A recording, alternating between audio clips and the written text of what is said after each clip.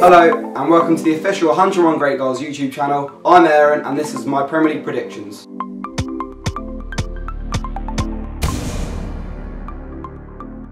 Finishing 20th, Huddersfield Town. Huddersfield were promoted last season, beating Reading in perhaps the most boring playoff final of all time. David Wagner was instrumental in Huddersfield's promotion success, and bigger clubs are sure to be looking for his signature. Huddersfield's owners have spent big money this summer to ensure Premier League survival, signing Steve Mounier, Casey Palmer returning, Aaron Moy returning, and as well as Tom Ince. Those four all better perform well if Huddersfield are to prove me wrong and stay in the top flight. But in my eyes, Huddersfield don't have a strong enough squad to stay in the Premier League. Finishing 19th, it's going to be Burnley. I think that the departure of Michael Keane to Everton is going to be the difference for Sean Dyche's men this season. Despite signing John Walters and Jack Cork from Stoke and Swansea respectively, I just can't see Burnley staying up. Last season they scored just 39 goals, and the only three teams that scored less than that were all relegated. So I'm sorry, but if you're a Burnley fan, I can't see this being a happy season. In 18th place, Brighton. Everyone seems to have some kind of soft spot for Brighton, but I can't see the Seagulls staying in the Premier League for very long. The signing of Davy Propper looks like good business from the Brighton board, but realistically, Brighton's squad isn't good enough to compete in the Premier League. Knockaert and Murray will be Brighton's danger men next season, but Premier League defenders have faced tougher challenges than that before, so Brighton, I think you're going down. In 17th place, Swansea. Swansea are a difficult team to pin down. Tammy Abraham was incredible in the Championship last season, but can he do it in the Premier League? The 11 million signing of Bruque Mesa from Las Palmas also seems to be a strange one. The Spanish midfielder picked up 3 times as many yellow cards last season as he did goals and assists combined. However, if Sigurdsson stays and Swansea play the football that we know they're capable of, surely the Swans can survive. Finishing 16th is going to be Watford. There's no nice way of putting it, but Watford were dreadful at the end of last season, losing 7 of their last 8 games, including 5-0 to Manchester City on the last game of the season. However, from what we saw of Marco Silva at Hull last year, he could be the exact kind of manager that could keep Watford in the Premier League. Surely sacking Walter Mazzarri will be a good decision. Tom Cleverley, Nathaniel Chalobah and Will Hughes aren't exactly the biggest names in football, but surely they'll bring enough quality to Vicarage Road to ensure Premier League survival. 15th place, Newcastle. It was inevitable that Newcastle were going to bounce straight back up to the Premier League, especially with Rafa Benitez in charge. Had he been appointed earlier in the 2015-16 season, surely Newcastle wouldn't have gone down in the first place. It'll be interesting to see how new signing Jacob Murphy adjusts to life in the Premier League, but even if he doesn't, Newcastle have too much squad depth plus a great manager to go down. They're staying up. 14th place, Stoke City. Losing Arnautovic to West Ham will undoubtedly be a massive blow for Stoke and Mark Hughes, but Stoke have too much quality in their side to go down. All the other sides around them have improved, and I don't think that they will go down, but the signings of Kurt Zouma and Darren Fletcher haven't exactly made Stoke a better side than they were last season, and for that reason, I think they're going to drop down 1 place and finish 14th. 13th place, Bournemouth. Bournemouth have established themselves as a Premier League side, and I think this season they'll avoid the relegation scramble.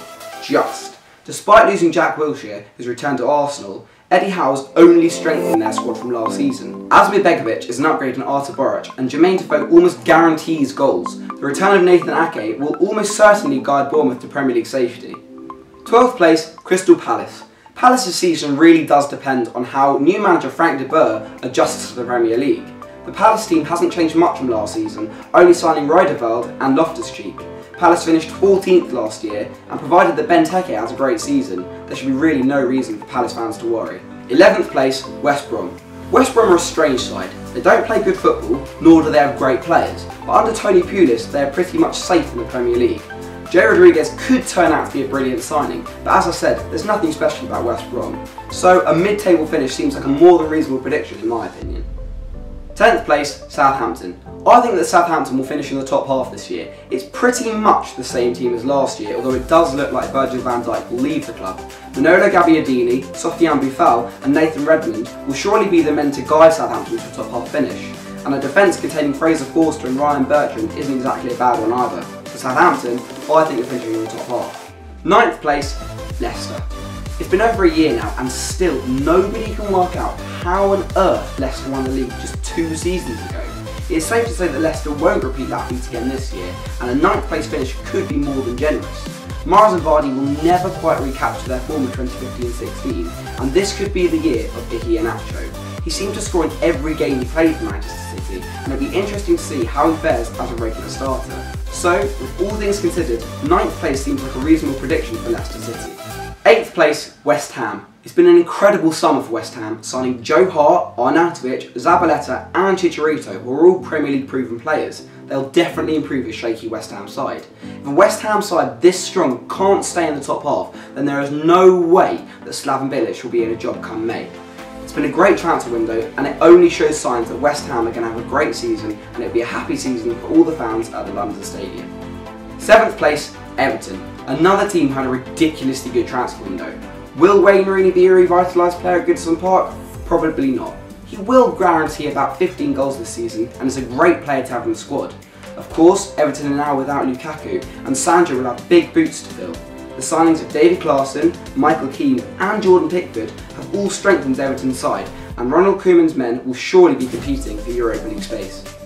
In 6th place, Arsenal. They're my team, so before I get any criticism here, I'd like to point out that I'm a huge fan. I go home and away, and you can catch me on the 101 Great Goals Instagram stories almost every match day.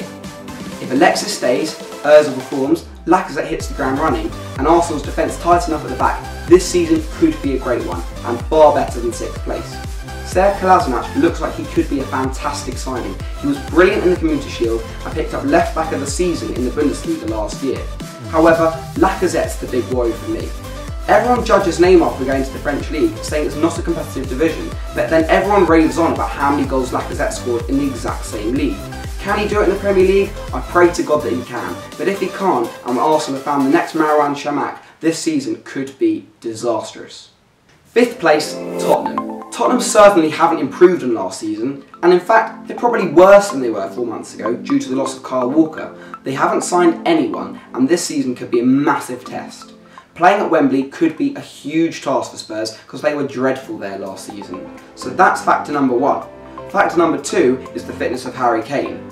He's a great striker, probably the best striker in the league, but if he gets injured, there is no one for Spurs to rely on. So it's a Spurs side with great players and perhaps an even better manager, but taking all things into perspective, Tottenham won't be able to compete with all the other sides around them who have spent big money this summer and have improved in every sense. So Spurs, 5th place. 4th place, Liverpool.